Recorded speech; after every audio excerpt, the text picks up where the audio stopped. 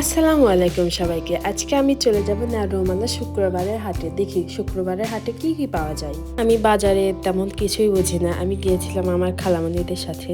তারা কিনছিল, আমি শুধু ভিডিও করছিলাম। হাটে ঢুকে আমরা প্রথমেই চলে আসলাম কলাহাটি। এখানে দাম দর চলছিল, দাম দর শেষে আমরা চলে গেলাম মাছ হাটি।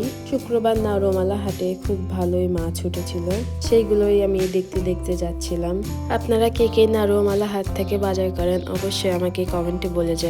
অন্য একটা দোকানে এসে একটা মাছ পছন্দ হয়ে গেল, যদিও জানি না আমি এই মাছের নামটা কি। আমার খালামণিরাই পছন্দ করেছে। মাছটা ছিল বেশ বড়। দুইটা মাছ কেনা হয়েছিল, দুইটা মাছ ছিল বেশ বড়।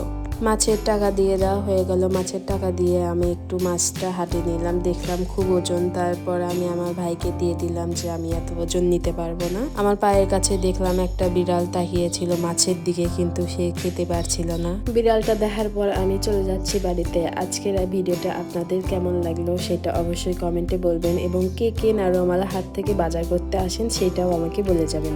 লাইক কমেন্ট শেয়ার করতে ভুলবেন না। আল্লাহ হাফেজ সবাইকে।